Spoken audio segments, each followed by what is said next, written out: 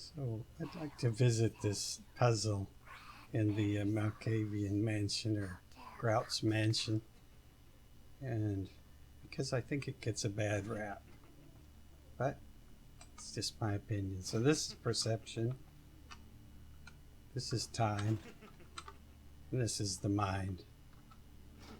So perception at once shapes the mind. So perception directly works on the mind, and it rules over time.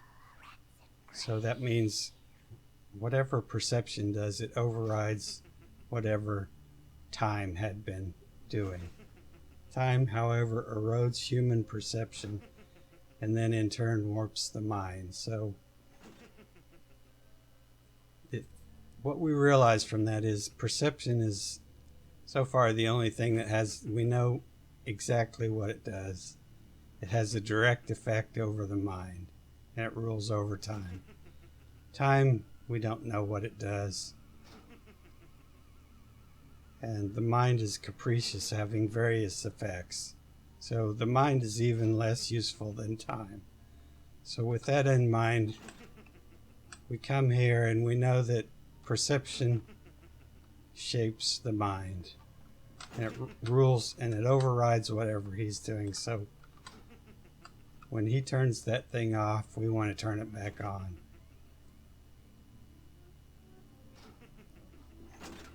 Like that. And that's the solution to that problem. And we'll go skip forward upstairs and talk about the other problem, or puzzle. Guess it's not a problem. So I'll see you there. So we've made our way up to our second puzzle, and I just want to go on a little rant here. And the reason I like these puzzles so much is because I feel like they kind of encapsulate the whole design philosophy of the game in these two puzzles. And it's really kind of elegant, I feel, in that the puzzle down below has, at least three ways to solve it.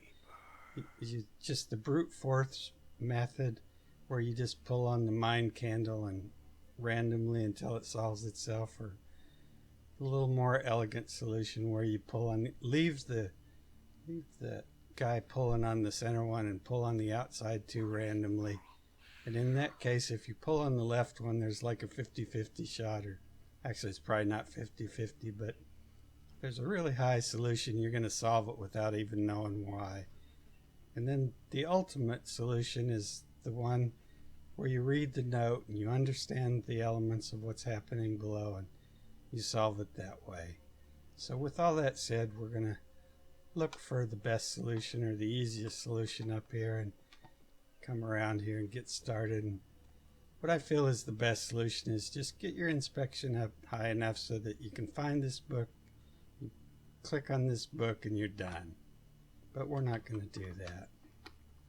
We're going to read. I'm not going to read this note out loud, but what it is it uses an analogy from all the elements on the candles below to describe how the candles here work. So if you haven't understood how the candles down below work, there's no chance you're going to understand the candles here. And that's what I mean about how the way the game builds on certain elements, and something that might have happened in Santa Monica might turn out to be useful in Hollywood, And if you haven't paid attention, or you didn't notice it, or you didn't care, you're not going to be able to take advantage of that, regardless of that. So if you read that and understand that, you realize that the solution to this is the exact same as the solution to the one downstairs. The only thing different is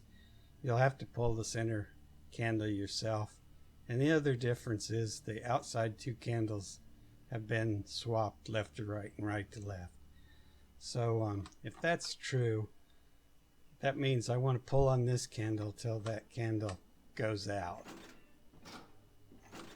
and then I want to pull on this candle once, and there we go. Indeed, that is the solution.